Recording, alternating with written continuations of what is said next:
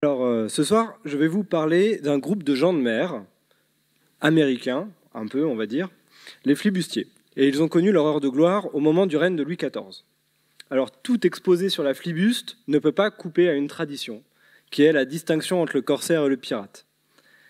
Le corsaire, selon la formule canonique, c'est celui qui agit et pille pour son roi, et le roi lui a donné une commission pour agir, pour piller, une lettre de marque, une lettre de représailles, peu importe comment vous appelez ça, mais c'est ce qui l'autorise à agir au nom d'un roi. C'est donc une sorte de mercenaire sur mer. Et il est apparu dans les derniers siècles du Moyen-Âge avec un autre phénomène qui est celui des États modernes. À l'opposé, le pirate, lui, il pille des navires pour son compte personnel uniquement, sans être autorisé à le faire, et il est déclaré depuis l'Antiquité comme ennemi du genre humain. On trouve ça déjà chez Cicéron. Au XVIIe siècle, pour dire pirate, et dans le contexte de la flibuste, on dira plutôt forban. Voilà. Alors ça, c'est une distinction importante, fondamentale qu'il faut avoir en tête, mais il faut bien le dire que quand on a dit ça, on se place d'un point de vue un peu terrien, en fait. Parce que, allons même encore plus loin, on se place du point de vue du pouvoir politique. Ce sont les rois, les ministres, les marines de guerre, qui considèrent qu'il y a une souveraineté sur la mer et que les actions de leurs ressortissants, de leurs sujets, des membres de leur marine, ça les engage. Voilà. Ça engage l'État, ça engage les rois, c'est des actions qu'on va faire qui ont un sens diplomatique. Et donc, corsaires, pirates, pour que vous ayez des corsaires et des pirates, il faut qu'il y ait des États. Sinon, tout le monde sur mer fait ce qu'on fait sur mer, c'est-à-dire on prend la mer, et puis on part pêcher à Terre-Neuve, puis la petite barque anglaise, là, elle est toute petite, ils ont fait bien pêcher du poisson, on la pille, personne ne le saura. Bon, ça, c'est comme ça que ça se passe jusqu'au XVIe siècle. Et à partir du XVIe siècle, avec la montée de l'État moderne, vous allez avoir quelque chose de différent qui apparaît avec des sociétés de corsaires, des véritables entreprises de corsaires, notamment à Saint-Malo, à Dunkerque, et à Granville, où là, effectivement, vous allez voir apparaître cette distinction, s'affermir cette distinction. Autrement dit, quand je dis corsaire ou pirate, au XVIIe siècle, on n'a pas du tout la même représentation que nous avons du corsaire ou du pirate, précisément parce qu'il y a une histoire de cette piraterie, et donc, forcément, comme ce n'est pas exactement les mêmes mots, les mêmes choses, c'est des concepts qui sont beaucoup moins serrés qu'aujourd'hui, beaucoup moins juridiquement affermis. Voilà. Donc ça, il faut l'avoir en tête pour parler des flibustiers. Alors, j'en arrive maintenant aux flibustiers. Les flibustiers ont ceci d'original qu'ils apparaissent dans la mer des Caraïbes, en gros au début du XVIIe siècle, particulièrement autour de l'île de Saint-Domingue, dans des espaces où la souveraineté des États européens est encore moins affermie que sur les mers. Voilà. Là où l'administration de l'État est encore moins puissante. Alors, petit élément quand même de contexte, et qui est lié au point d'intérêt de la séance, c'est qu'on va regarder les premières personnes qui parlent de flibustier à l'époque de Louis XIV, en langue française. Car à cette époque, le mot flibustier lui-même, il apparaît que très rarement. On le trouve dans un très petit nombre de récits, dans quelques livres. On le trouve de façon un peu plus présente dans les écrits des administrateurs de la marine et les coloniaux. Et on va aussi le trouver à quelques endroits différents, dans des écritures de notaires, un peu par hasard. Vous verrez, j'y reviendrai tout à l'heure. Et donc c'est l'enjeu de cette séance que de comprendre pourquoi apparaît ce mot flibustier. Parce qu'avant, il y a quelques mots, il y a le fribus qui désignerait le bateau du flibustier jusque dans les années 1620. Mais en fait, quand on dit flibustier, c'est un mot qui n'apparaît vraiment en français que dans les années 1660. Voilà. Donc avant, le phénomène existe, après il va continuer à exister, et cet individu, ce personnage de la mer, qui est entre le pirate et le corsaire, dans les Amériques, qui pille, parfois de façon légale, parfois pas de façon légale, il est là, mais il a vraiment un mot pour le désigner qu'à partir du règne de Louis XIV. Voilà, c'est un peu l'enjeu de la séance, et d'essayer de comprendre les enjeux qui sont derrière l'apparition de ce mot. Je résume en un mot. On va essayer de tenir ensemble deux fils. Qui sont les flibustiers? et pourquoi on a besoin d'inventer ce nouveau mot pour désigner ce groupe de marins au cours du règne de Louis XIV. Alors, j'ai évidemment un plan en 3 parties. Et je commencerai d'abord par regarder les flibustiers dans le regard de l'administration royale. Alors, une petite carte pour commencer. Ah oui, mon plan n'était pas tout à fait à jour, mais c'est pas grave.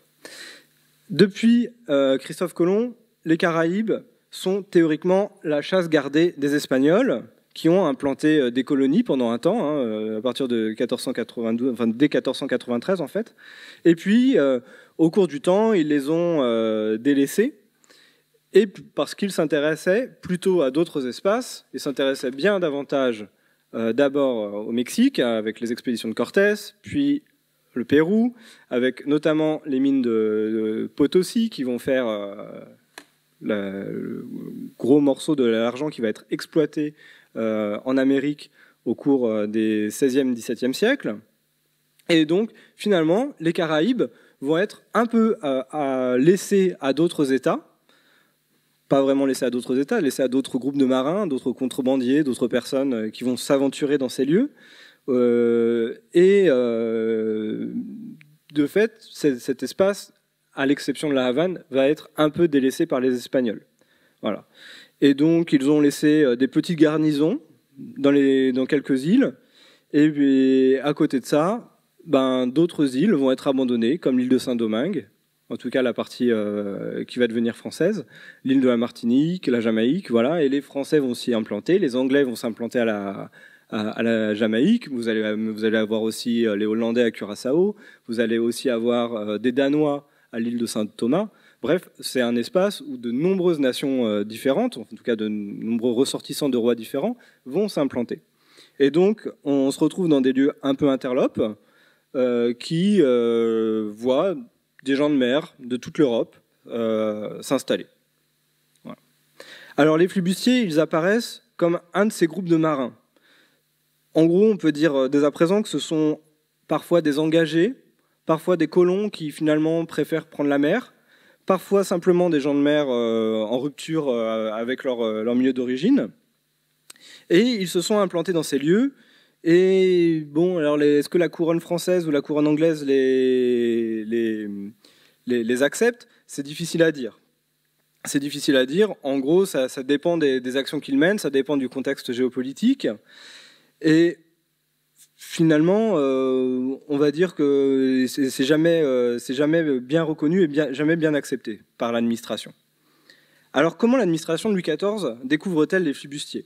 Je vous montre le premier document d'archives, en fait le second, mais le premier document d'archives où apparaît une description un peu concrète du mot flibustier. Le mot flibustier, là, c'est donc la relation de la prise du fort de Portobello et le pillage de la ville par les flibustiers anglais. Voilà. Donc là, le mot flibustier est associé à des Anglais. Ici, c'est la deuxième occurrence en langue française du mot flibustier.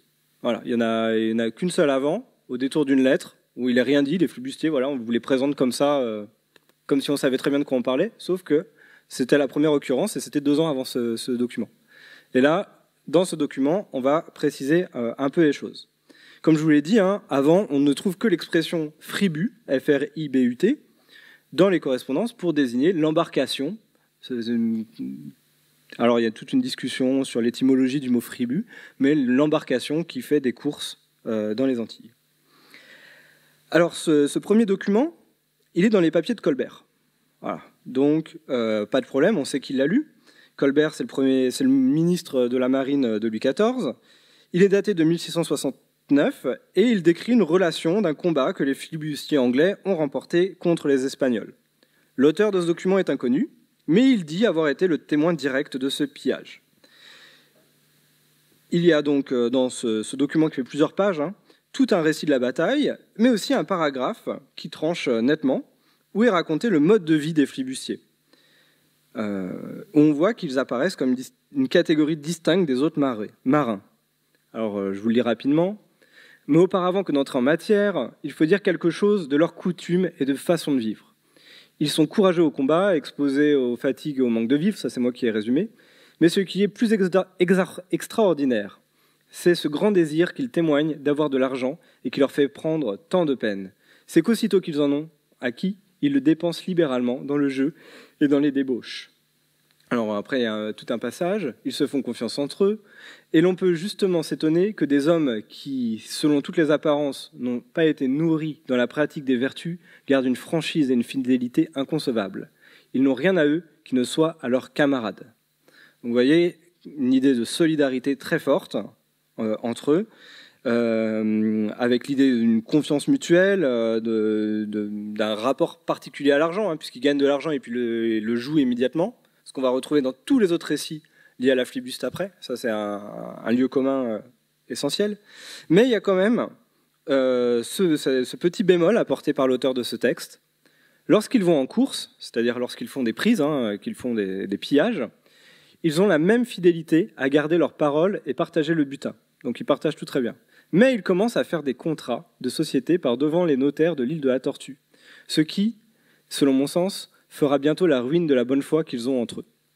Donc voilà, ils commencent à avoir recours à l'écriture, à s'organiser, et on se rend compte que finalement, cette bonne foi entre les flibustiers, peut-être qu'elle n'est pas si évidente et que ce groupe solidaire ne l'est pas tant que ça. Et effectivement, vous allez avoir des tensions entre la flibuste française, la flibuste anglaise, dans ces années-là.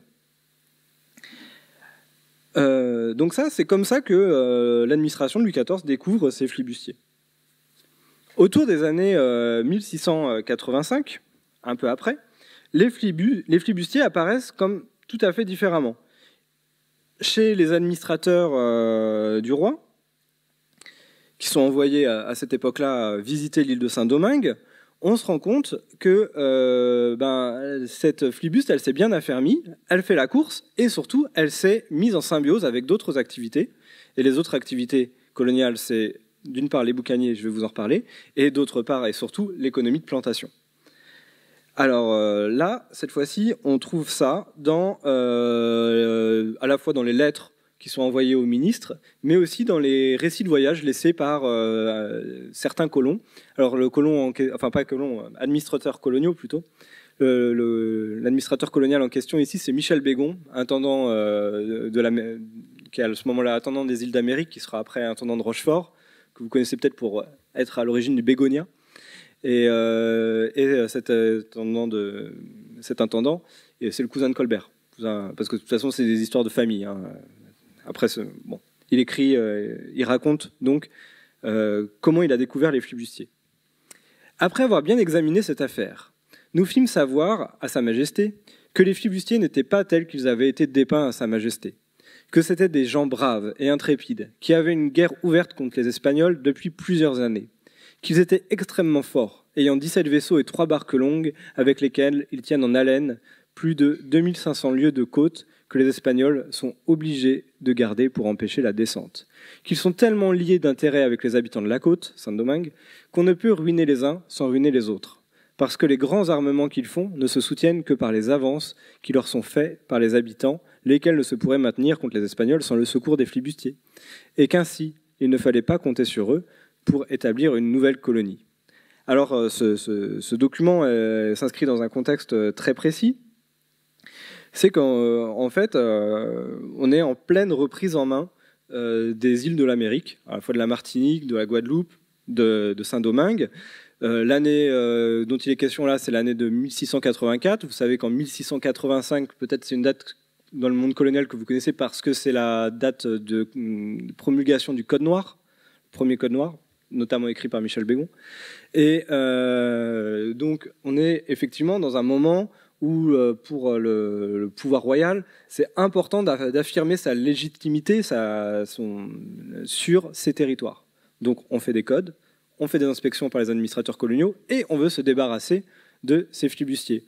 Et alors, comment s'en débarrasser? Le ministre pense avoir trouvé une très bonne idée, c'est de les envoyer faire une nouvelle colonie plus loin. Les envoyer, par exemple, vers les Bouches du Mississippi. Ou alors, s'ils ne veulent pas, les envoyer chez les Espagnols, faire leur pillage tout seul. Mais en tout cas, il ne faut pas les garder. Alors, que dit Michel Bégon, là, qui voit à quoi ça ressemble?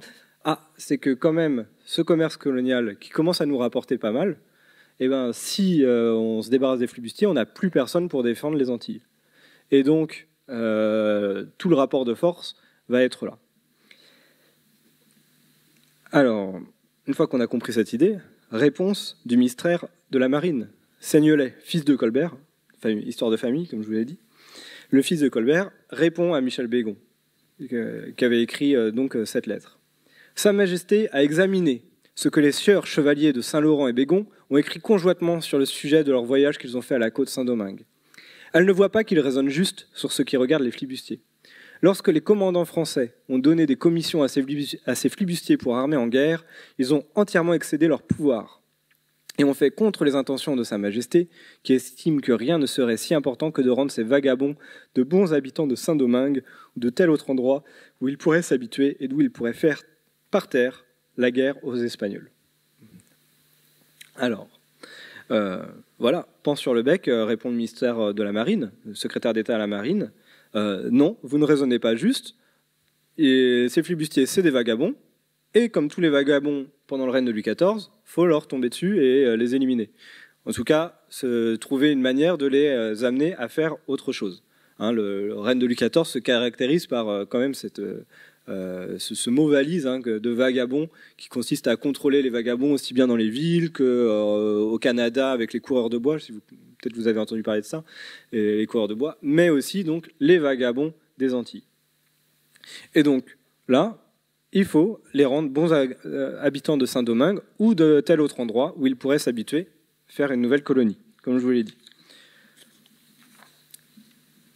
Alors, on a compris, je ne vais pas vous faire la liste de tout ce que les officiers du roi vont devoir écrire à leur ministre pendant les années qui suivent, mais en gros, on va avoir en permanence cette tension entre une administration centrale qui dit « bon, les flibustiers, on en a besoin, mais il faudrait quand même pas trop s'appuyer sur eux », et de l'autre côté, sur le terrain, des administrateurs coloniaux qui vont être plutôt de mèche avec les flibustiers en disant bon, en fait, on a quand même besoin d'eux et il va falloir s'appuyer sur eux pour faire prospérer les colonies.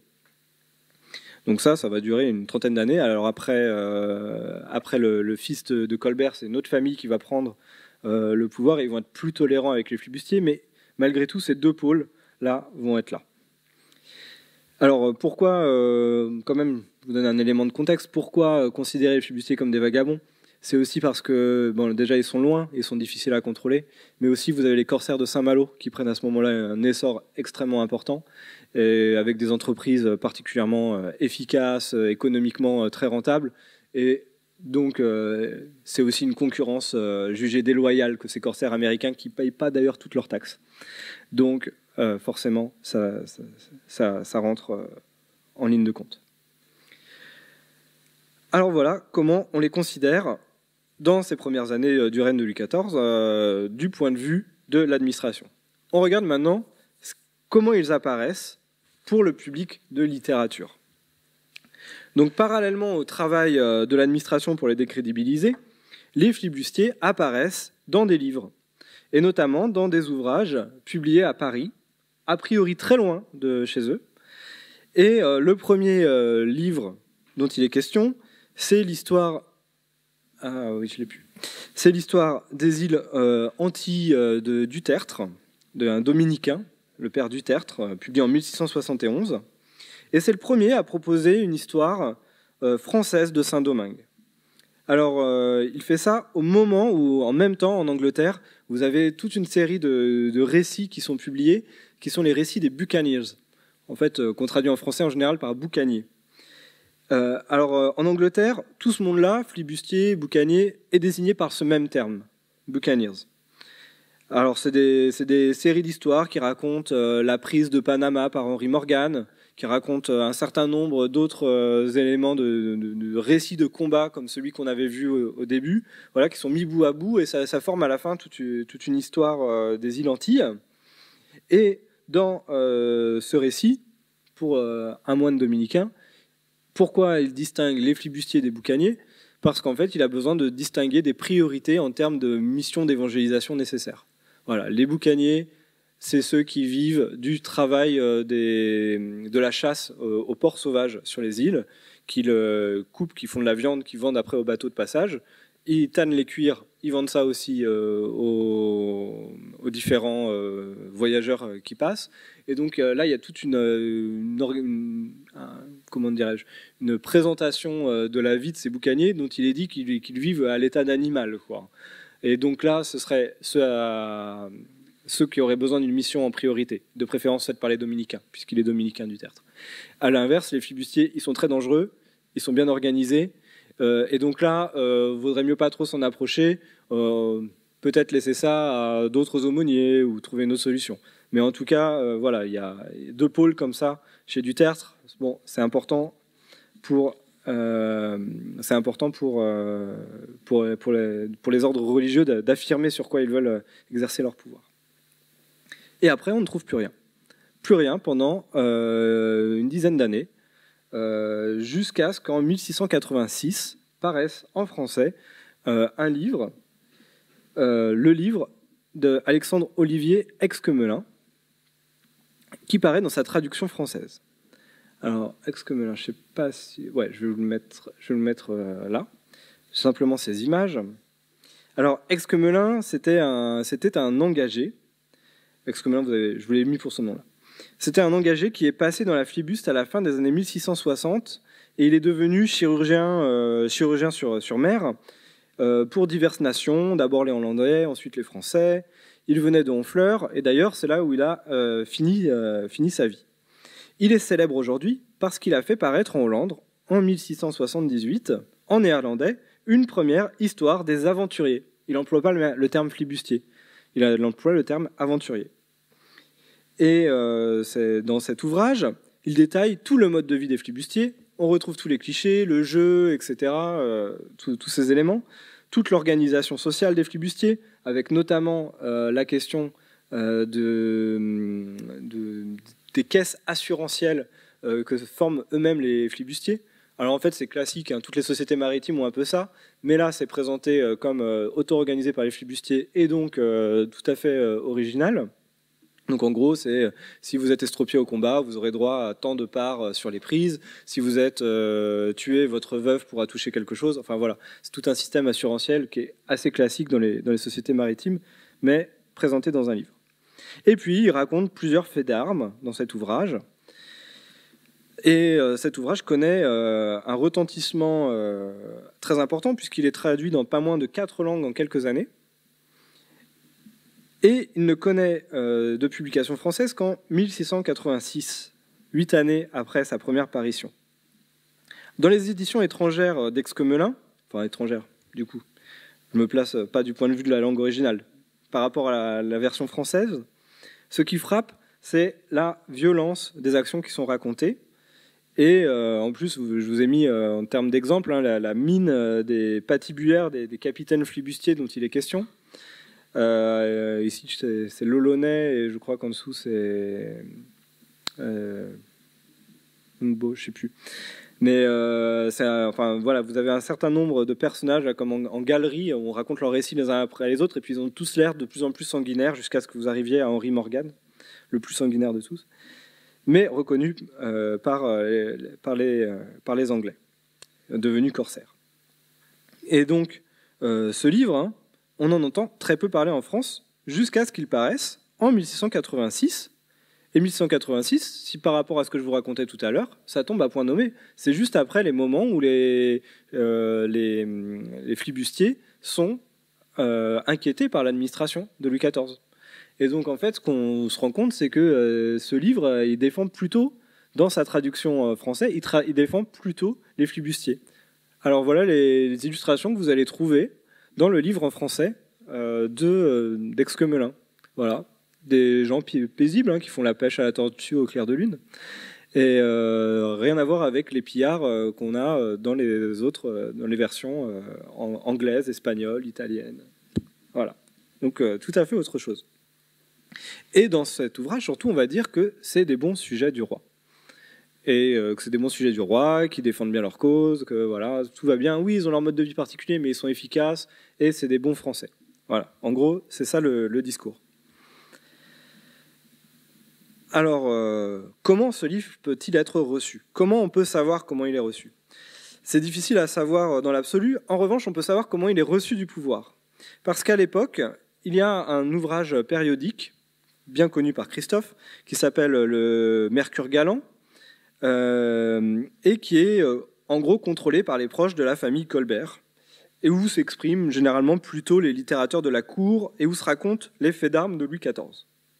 Donc, dans le mensuel le plus lu à la cour, où l'on définit la politique royale, on va parler des flibustiers. Et vous allez voir que la citation est toute en ambiguïté. Alors, le Mercure galant repose sur la fiction d'une fiction épistolaire, d'où le fait que ça donne l'impression que c'est une lettre. Je me souviens, madame, que vous m'avez demandé ce que c'est que les boucaniers ou flibustiers. Apparemment, l'envie de les connaître ne vous est venue que depuis qu'un livre nouveau, qui a paru depuis peu, a donné occasion de parler d'eux. Je puis vous en dire les particularités sans le secours de ce livre, puisque j'ai vu et entretenu un boucanier français de qui j'ai appris toutes leurs coutumes. Il n'y a pas fort longtemps que leur nom est généralement connu en ce monde-ci. Ils n'étaient auparavant célèbres que dans l'Amérique, dont ils sont l'effroi et la terreur. Et puis s'ensuit tout un récit qui en fait reprend les principaux arguments qu'on a vus dans l'ouvrage d'Exquemelin. Mais vous avez vu, là on n'a pas la référence précise au livre. Un livre est paru depuis peu. Voilà. On ne sait pas exactement quoi, comment. C'est très imprécis, très vague. Il ne faudrait quand même pas aller lire ce livre en particulier. Et dans la notice que vous avez là, vous allez trouver un tout autre discours que celui qui est annoncé par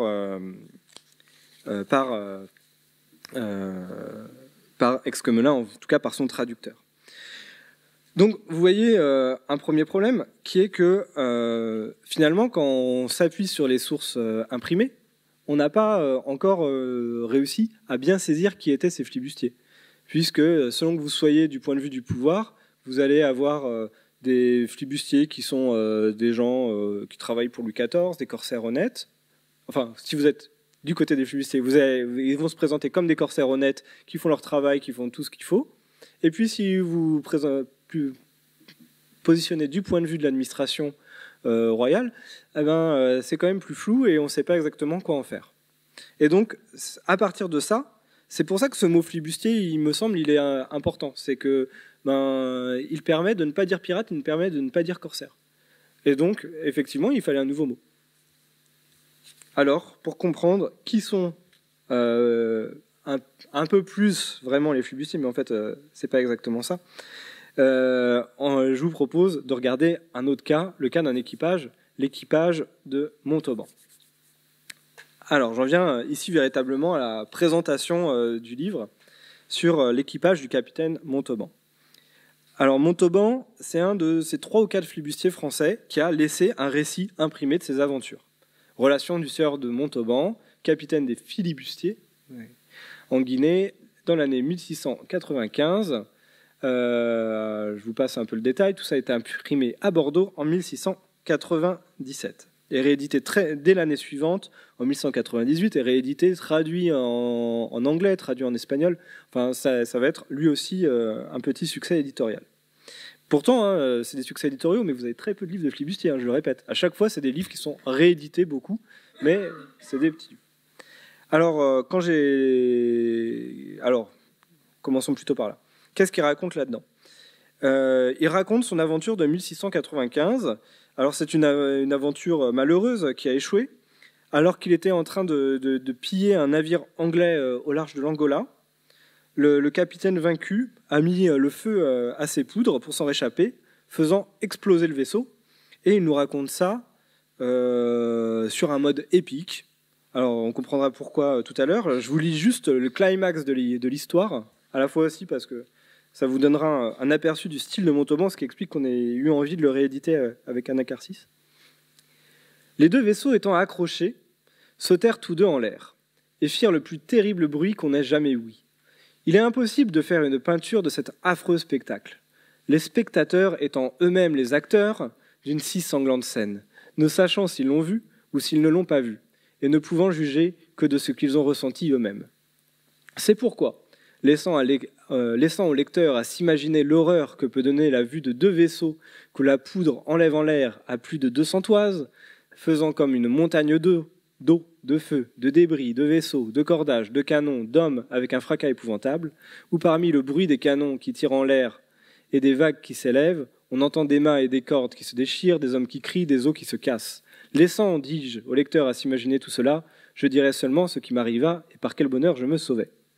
Voilà. Vous voyez un peu comment cette histoire est racontée avec beaucoup d'emphase. Beaucoup d'emphase. 200 toises, c'est la hauteur de la tour Eiffel. Donc, un miracle. Donc, quand Anacharsis m'a demandé de préparer une édition critique de cet ouvrage, il s'agissait au départ de documenter un peu plus la vie de ce capitaine, qui raconte très bien ses histoires quand même. Et je suis tombé en fait sur un gisement d'archives aux archives départementales de la Gironde, relativement un dossier assez peu connu, puisque une seule personne l'avait vraiment étudié avant moi, Jean-Pierre Chevalier, que je cite dans l'édition, et qui en avait déjà fait un petit livre, aujourd'hui presque introuvable, donc ça justifiait qu'on reprenne le dossier, qu'on l'actualise et qu'on approfondisse certaines questions. Alors l'histoire de l'équipage Montauban est particulièrement bien connue parce que ces flibustiers ont fait une campagne exceptionnelle, non pas en 1195, mais en 1694, l'année juste précédente. Exceptionnelle à deux titres. D'abord par l'ampleur du butin qu'ils ont collecté en 4 mois sur la mer. Ils ont ramené à Bordeaux, en gros, la moitié de ce que Bordeaux reçoit en sucre habituellement, en une fois. Voilà, donc d'un seul coup, ils ont inondé le marché de sucre grâce aux 4 navires anglais qu'ils avaient pillés sur le chemin. Et exceptionnel pour une deuxième raison, c'est qu'ils ont fourni un matériel d'archives hors norme par rapport à ce qu'on sait habituellement des équipages flibustiers. Puisque les équipages flibustiers relâchent habituellement dans la Caraïbe, à la Martinique, et là, ils ont toute leur procédure de prise qui est organisée par l'État, et puis bizarrement, il n'y a jamais les sources. Donc soit ça va très vite, soit les sources sont perdues, mangées par les vers, comme on dit. Mais il est vraisemblable qu'en fait, les administrateurs coloniaux allaient assez vite à faire tout le détail de la prise, du jugement de la prise, de l'inventaire de la cargaison. Tout ça, ils allaient très vite et que ces papiers n'étaient pas faits. Alors que là, on est dans un tout autre contexte. On est dans le contexte bordelais. Alors pourquoi ils relâchent à Bordeaux? Parce qu'ils sont pris dans une tempête et que finalement, c'est plus simple de relâcher à Bordeaux pour eux. Peut-être aussi qu'ils ont des connexions à Bordeaux avant. Et donc ils arrivent à Bordeaux, et là ils sont face à une administration royale qui est très bien organisée, avec des avocats, toute une série de membres, d'écrivains. Enfin, il faut imaginer que c'est pléthorique, l'administration de la marine à l'époque. Vous avez sur les cargaisons, vous avez 4 ou 5 mains différentes qui notent la cargaison en même temps. On est vraiment sur un modèle administratif très, très organisé. Et donc, en l'amenant à Bordeaux, ils sont confrontés à cette administration-là et ils vont se faire inspecter dans le détail. Et ce qui permet de connaître très exactement ce qu'ils ont gagné. Ils ont gagné énormément d'argent. Elles sont 180 et ils ont 280 000 livres à se répartir. Pour vous donner un ordre d'idée, 280 000 livres, c'est plus que le prix d'une charge au Parlement de Paris, qui est l'office le plus cher qu'on trouve pour devenir noble à l'époque. Voilà, donc ça c'est vraiment une somme considérable. Et en plus, tous ces flibustiers, ils vont aller chez le notaire. Parce qu'en fait, ce qu'il faut comprendre, c'est que la procédure de prise est assez longue. Elle dure plusieurs mois. Et donc pendant ce temps-là, ils vivent avec des dettes. Donc ils vont chez le marchand, ils vont boire à la taverne, ils font plein de choses. Et ils n'ont pas d'argent, ils n'ont pas d'argent en numéraire. Donc ce qu'ils vont faire, c'est qu'à un moment, avant de repartir, ils vont tous aller chez le notaire, et puis tous les commerçants à qui ils leur doivent quelque chose, ils vont aller annoncer les dettes que ces gens ont fait.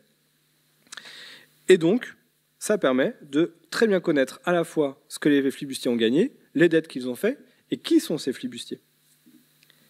Alors, hop, je commence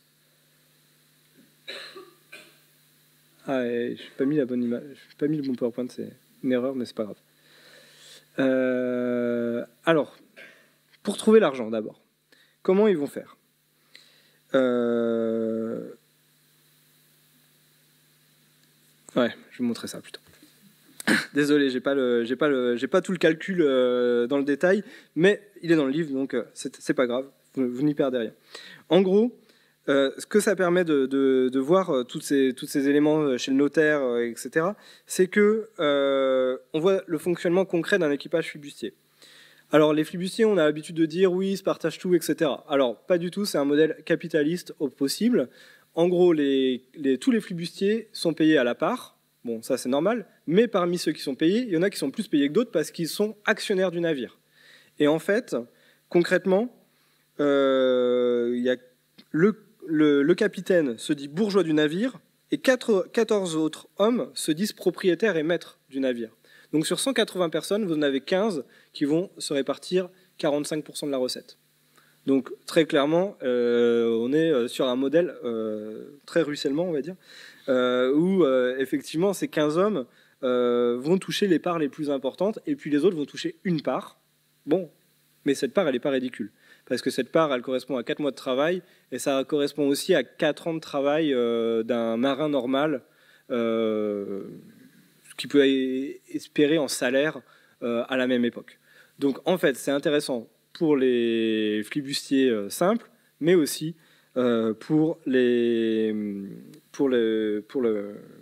capitaine et les principaux investisseurs et propriétaires du navire. Deuxième chose du point de vue économique, c'est l'évidente collusion de ce milieu flibustier avec ceux qui participent à la traite négrière.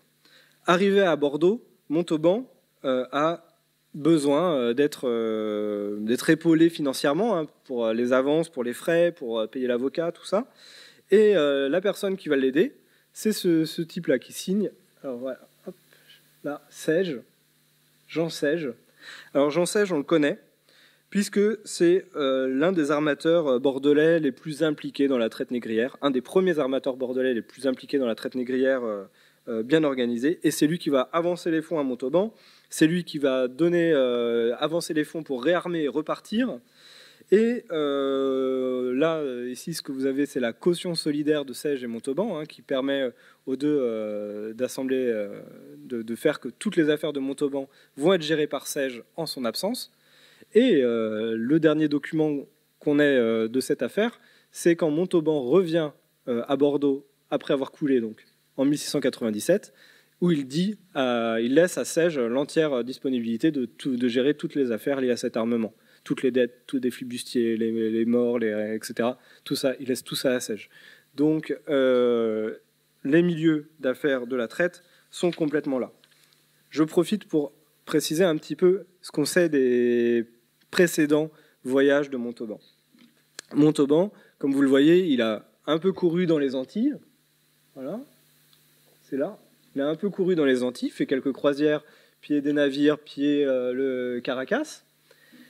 Il a fait son fameux voyage vers Bordeaux, mais il a aussi beaucoup fait cette espèce de trajet de traite triangulaire sans passer par la métropole, sans passer par la France, où ça, en fait, il l'a fait plusieurs fois.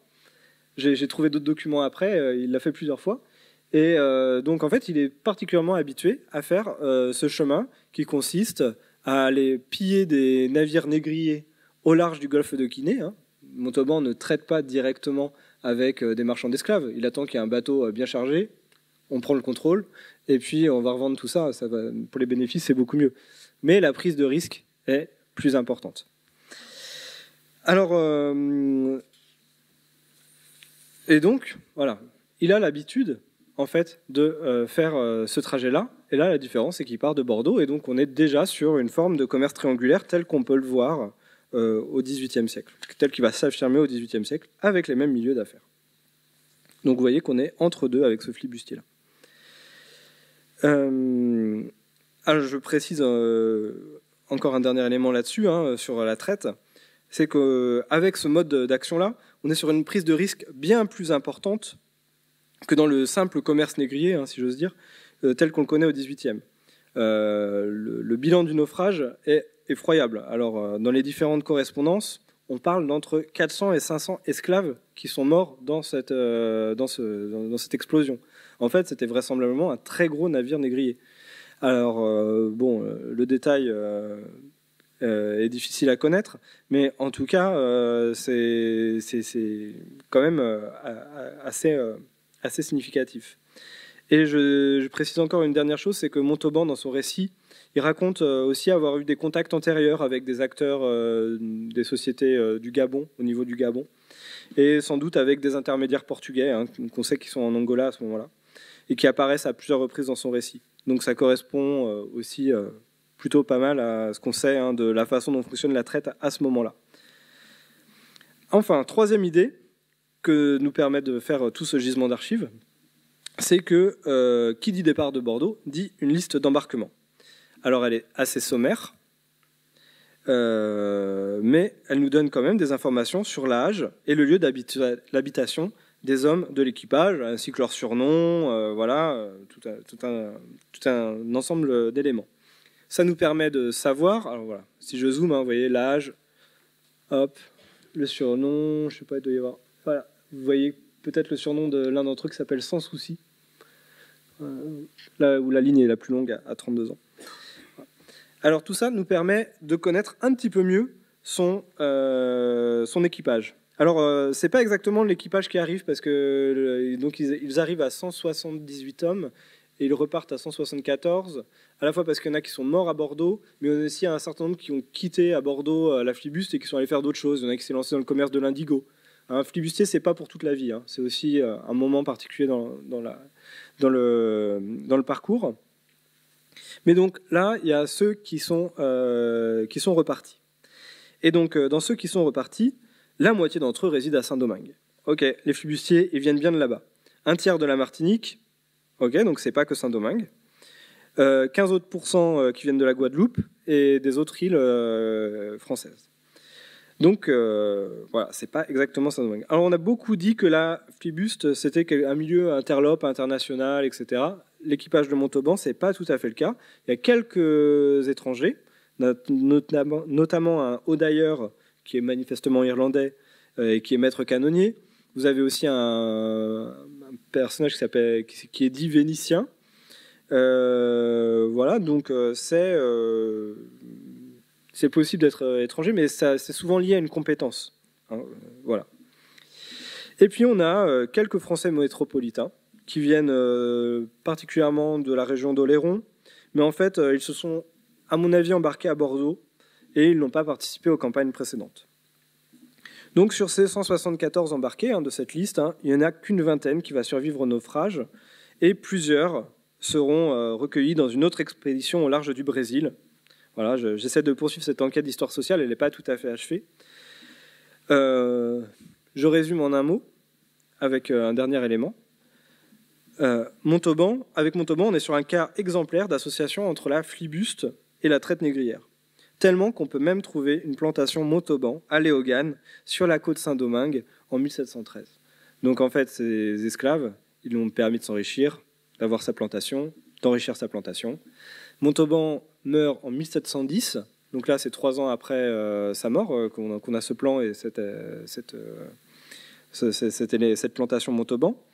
Et elle illustre finalement le fait qu'une certaine partie de ces flibustiers ont finalement, au bout d'un moment, bien joué le jeu qu'attendait d'eux de l'administration. Ils se sont bien rangés à ce qu'on attendait d'eux, de devenir de simples habitants et prendre un peu moins de risques qu'avec ce qu'ils faisaient auparavant, la course. Et 1713, c'est pas une date que je vous mets par hasard, c'est aussi le traité d'Utrecht qui met fin aux guerres de Louis XIV, 1713-1714, et qui surtout met fin à la course sur mer de façon générale pendant presque 40 ans.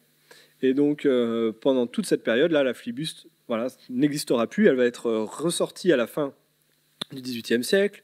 Au XIXe siècle, vous connaissez aussi Surcouf, etc., toutes ces histoires-là. Donc vous allez avoir à nouveau des corsaires, des fonctionnements américains de corsaires flibustiers, pareil plus tard. Mais dans cette première période de la flibuste, voilà, Ça s'arrête là. Alors, je termine plutôt en conclusion avec autre chose.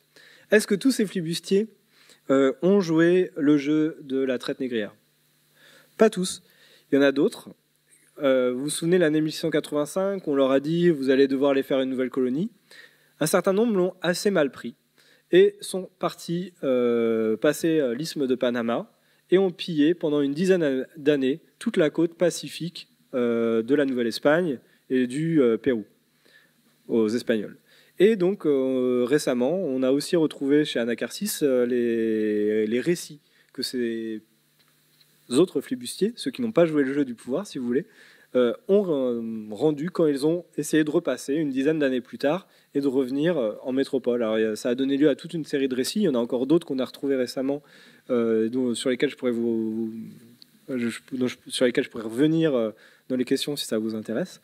Mais où là, les flibustiers apparaissent beaucoup plus soudés, solidaires. Ils se disent aussi frères les uns des autres dans leurs récits. Et on retrouve un peu l'autre récit, celui où les flibustiers, finalement... Alors, ils n'ont pas joué le jeu de la traite, c'est pas vrai. Ils ont quand même des esclaves sur les bateaux et ils revendent les personnes noires quand ils le peuvent, dès qu'ils arrivent dans des ports. Donc, ils jouent aussi le jeu de la traite, mais ils n'ont pas abandonné la course. Voilà.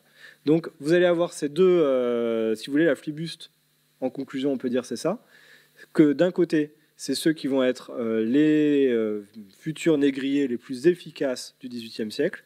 Mais vous en avez aussi certains qui ne vont pas abandonner la course, mais qui vont rentrer dans leur rang progressivement, utiliser leur récit pour rentrer dans la marine et fournir les armées navales du roi après. Et donc, la flibuste s'arrête comme ceci. Merci.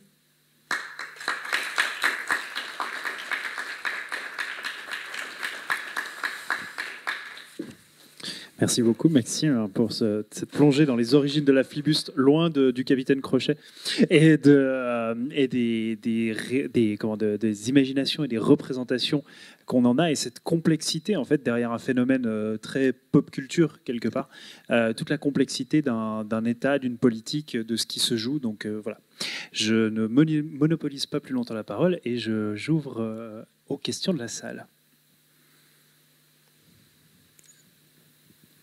Il y a un micro qui circule, faut. Merci pour votre présentation. Moi, j'ai une question. C'est sur le devenir, votre conclusion. Vous avez dit qu'il y en a qui continuaient la traite des Noirs. Il y en a d'autres qui s'installaient.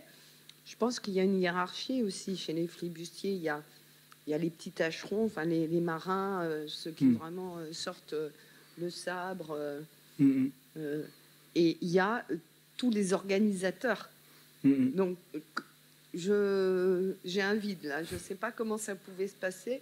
Est-ce qu'il y a vraiment une grosse hiérarchie où il y a les commandants, il y a des armateurs bateaux, il y a les commandants. Voilà, comment ça se passait un petit peu, si vous pouvez, si ça fait partie aussi du spectre de vos études. Hein, je ne sais pas. Si, rassurez-vous, j'ai des éléments de réponse. Alors oui, en fait, ce que j'ai voulu aussi montrer avec ça, c'est qu'effectivement, il y a des équipages très hiérarchisés. Montauban, c'est très hiérarchisé, c'est quasi militaire comme entreprise. À côté de ça, ce qui se passe dans le côté pacifique, là, vous êtes sur des formes beaucoup plus... c'est bizarre de dire démocratique, mais des formes beaucoup plus, on va dire, républicaines. D'organisation où on élit un capitaine pendant un certain temps, on le démet quand il a pris trop de mauvaises décisions.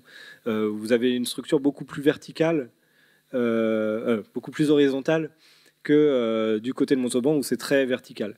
Ensuite, sur la question des armateurs, alors effectivement, dans les flibustiers, il y a certains qui sont beaucoup plus riches que d'autres, les capitaines sont beaucoup plus riches que d'autres, et c'est pour ça qu'ils acquièrent des propriétés.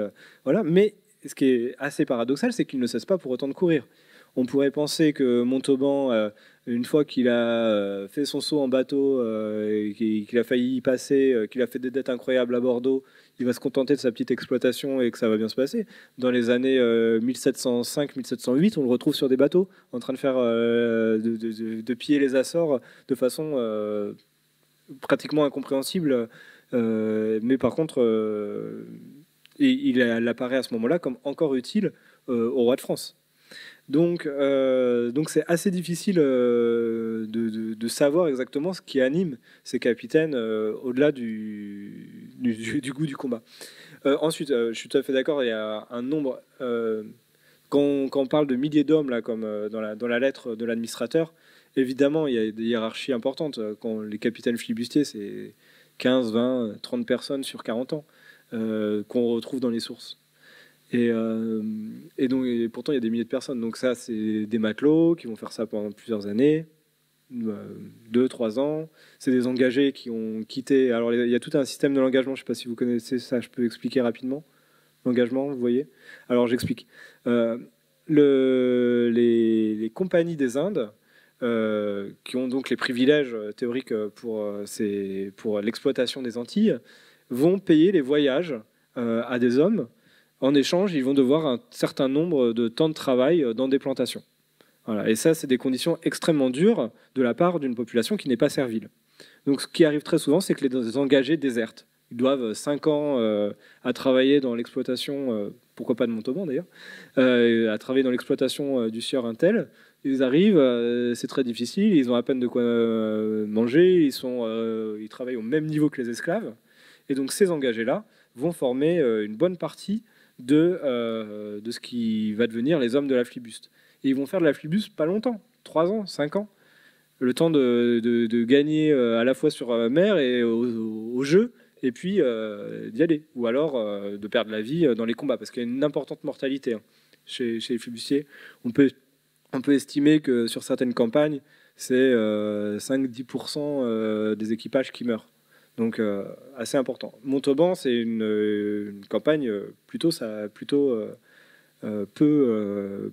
enfin, l'échec final, c'est terrible, 90% de mortalité, mais jusque-là, c'était des équipages a priori plutôt stables.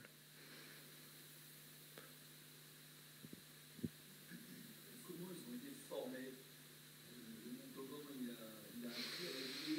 Là, les zigzags qu'il fait, c'est quand même pas rien. Oui. Comment ils sont formés? Là, je n'ai pas exactement la réponse. En plus, Montauban, on peut penser que c'est sa ville d'où il vient, où il n'y a pas vraiment la mer. Donc, comment il est formé? Je pense sur le tas. Je pense que alors, il y a... D'abord, les flibustiers sont particulièrement réputés pour capturer des pilotes. Voilà, donc dès qu'ils croisent un équipage adverse, etc., ils sont capables de laisser tout un équipage à la dérive sur le bateau qu'ils ont pris et de garder que les pilotes. Parce que je pense que tous ces trajets-là ne sont pas forcément dirigés par le capitaine lui-même. Et qu'il y a toute une... ça, c'est une ressource très importante pour les équipages, c'est les pilotes. Alors, comment ils décident à faire aussi tous ces trajets-là? C'est aussi sans doute des contacts au fur et à mesure. Alors Montauban, dans mes souvenirs, on sait qu'il a été formé avec un autre capitaine. Il était second d'un autre capitaine au moment dans les années 1670. Je crois que c'est Grognier. Faut vérifier, mais bon, il y avait un autre capitaine. Donc souvent, c'est des seconds qui sont montés comme ça. Montauban est assez âgé. Puisqu'il n'est pas le plus vieux de son équipage, mais je crois qu'il a une quarantaine d'années. Il est en tête, donc c'est facile de vérifier. Il a 35 ans. C'est lui le premier là, sur l'image. Il a 35 ans. Donc il est plus âgé que les autres. La médiane de cet équipage, donc la moitié au-dessus, la moitié en dessous, c'est 25 ans. Le plus âgé de mémoire, il a 40 ans. Sur le navire. Donc je pense qu'il y a des formes d'expérience aussi comme ça. Le capitaine, c'est peut-être celui qui tient plutôt 10 ans ou plutôt 15 ans que 3 ans, quoi.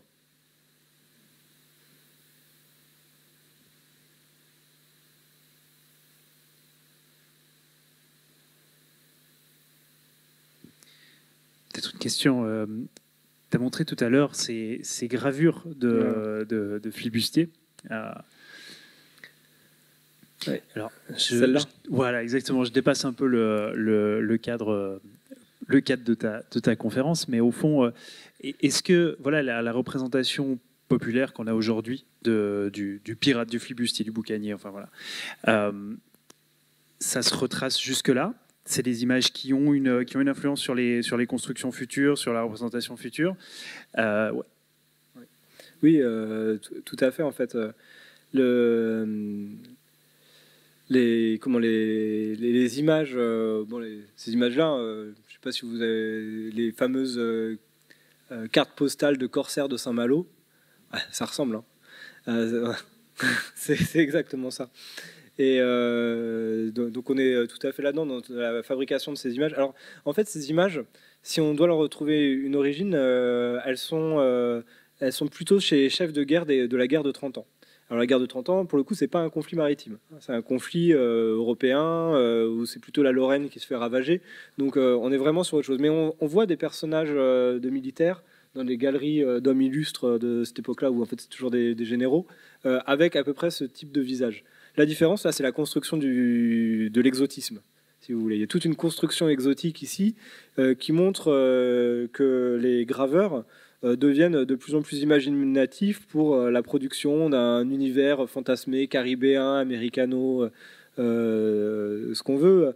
En tout cas, voilà, c'est du côté de l'image, c'est plutôt comme ça que ça se passe. Il y avait un autre passage que je voulais vous mettre, et puis je ne sais pas pourquoi c'est pas apparu sur mon PowerPoint, mais c'était un passage où on voyait que comment sur les rééditions d'Exquemelin, à chaque fois on rajoutait des petits détails qui, donc à la première édition d'Exquemelin, c'est 1686. Il y en a une deuxième en 1699, et puis où on voit que sur le même texte, on a rajouté des détails pour faire encore plus exotique.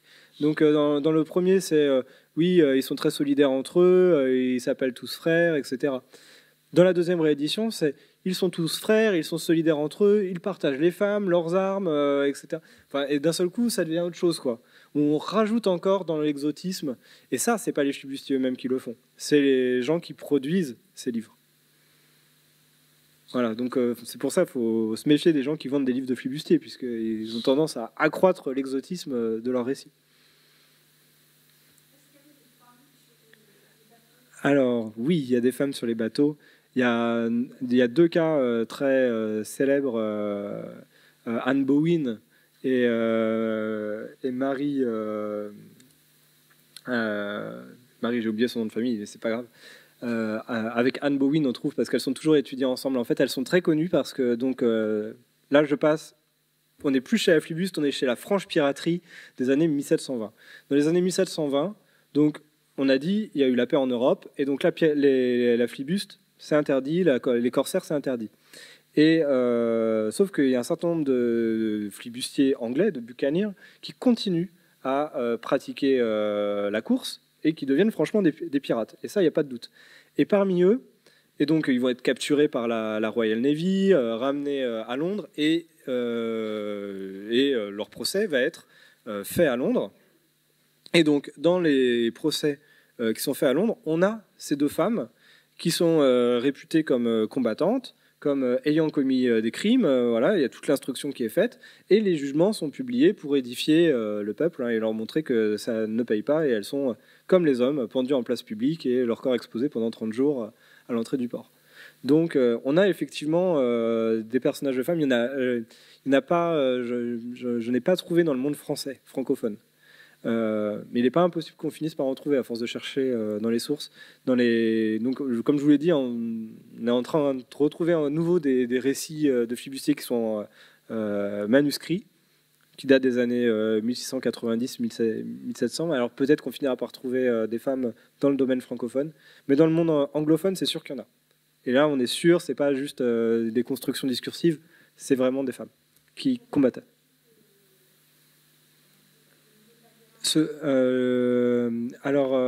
Dans mes souvenirs, il y en a une qui est la seconde de Barbe Bleue. Voilà, et il y en a une autre, et l'autre, comme ça, je me souviens pas. J'ai pas assez révisé ma piraterie anglaise. Mais on peut trouver, enfin, les informations sont assez aisément trouvables sur elle, et puis c'est bien sourcé, c'est bien connu. Donc on peut savoir, mais le fait qu'elles aient été pas simplement passées au fil de l'épée, mais qu'elles ont eu leur procès public, etc., et publié, fait qu'a priori elles n'étaient pas trop bas dans la hiérarchie. Mais leurs cas sont assez... Enfin, je pense qu'au final ça va se compter sur les doigts d'une main. Mais...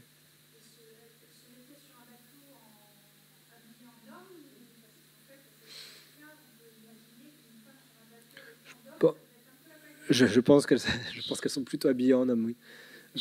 Ouais. Il y a toute une histoire des femmes habillées en hommes sur les équipages au XVIIe, XVIIIe siècle, qui est intéressante. J'y pense comme ça. Je réponds pas exactement à votre question parce que je ne sais pas.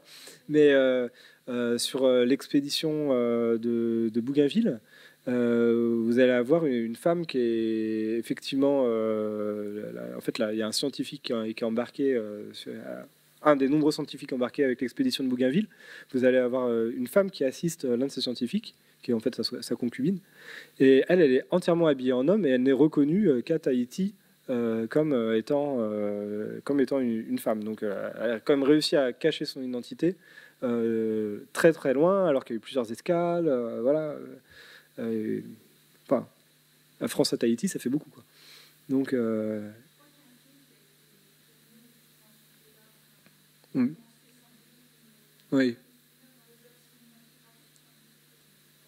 Ouais.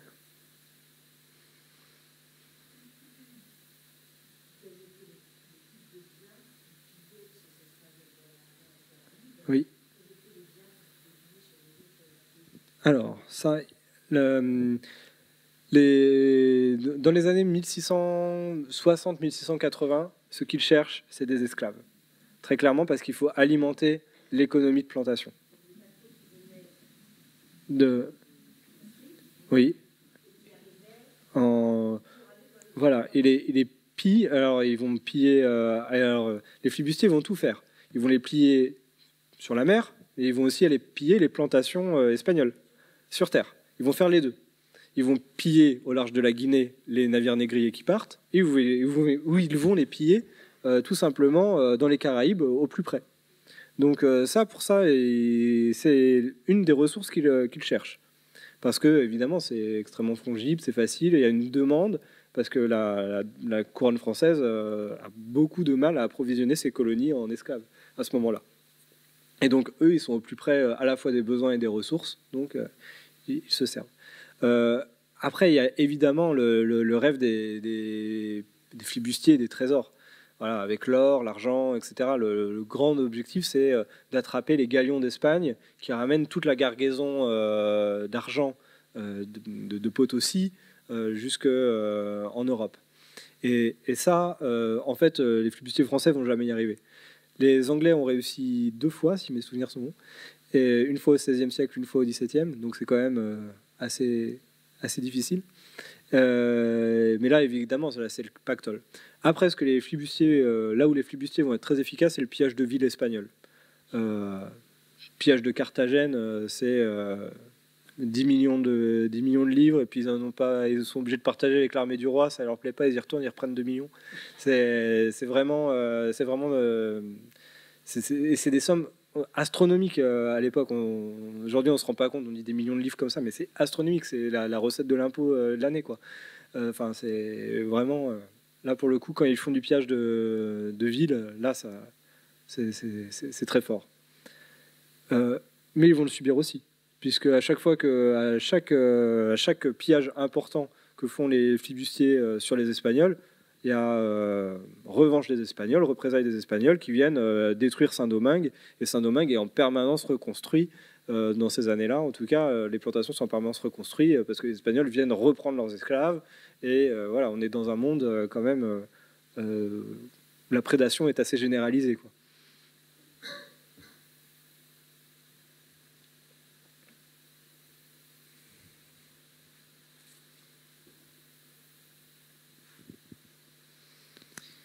J'en ai une dernière, vu qu'il y a, je vois plus de questions. Tu nous as vraiment présenté quelque chose qui, en tout cas pour moi, qui est nouveau, qui est quelque chose, encore une fois, de beaucoup plus compliqué que l'image qu'on a. Si tu devais tordre le cou à une idée reçue sur la piraterie, la flibusterie, un truc, une chose à garder avec nous en partant de cette salle, en se disant, bah, voilà quelque chose vraiment qu'il faut arrêter de croire. Est-ce qu'il y aurait quelque chose qui te vient en tête maintenant?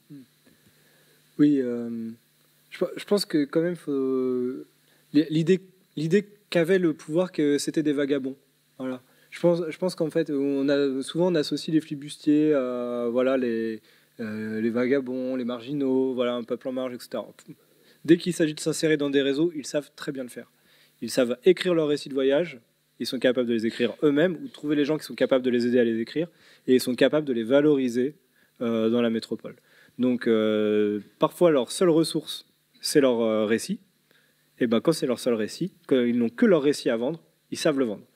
Et donc, pour ça, il me semble que c'est ça qu'il faut comprendre, c'est que c'est pas du tout des marginaux, c'est en tout cas ceux dont on arrive à retrouver les traces de l'existence, c'est que c'est pas des marginaux, c'est des gens qui savent s'insérer et faire du profit, soit avec ce qu'ils pillent, soit avec ce qui leur arrive. Voilà. Et est-ce qu'à titre personnel, vous êtes un marin? Qu'est-ce qui fait que vous soyez intéressé à ça? Alors, en fait, à titre personnel, je suis plutôt un historien du livre. Et en fait, j'y suis arrivé sur le tard, quand je me suis rendu compte que finalement, on pouvait reposer. En fait, ce qui m'intéresse vraiment, moi, c'est les écarts qu'on peut trouver entre les récits de voyage et l'expérience du voyage. Voilà, c'est ça, c'est tout ce monde opaque où il y a le récit de voyage. On trouve ça partout aujourd'hui. Le récit de voyage d'un tel, il est incroyable, etc. Et pourtant, l'expérience du voyage, c'est tout à fait autre chose. Et donc, moi, tout ce qui m'intéresse, c'est tout ce qui arrive entre les deux. Et tout ce qui arrive au XVIIe siècle, c'est-à-dire, voilà, on peut voir toute la chaîne, on peut voir on peut voir la censure s'exercer sur certains voyageurs, on peut voir des gens des littérateurs qui viennent aider un voyageur. Hein, les récits de voyage à quatre mains, c'est très fréquent. À l'époque, on a très rarement, dans un récit de voyage, on a très rarement une image, l'idée que en lisant un récit de voyage, on va voyager. Ben, c'est pas sûr du tout, quoi. Je ne sais pas si je suis clair. Je peux reformuler. Mais...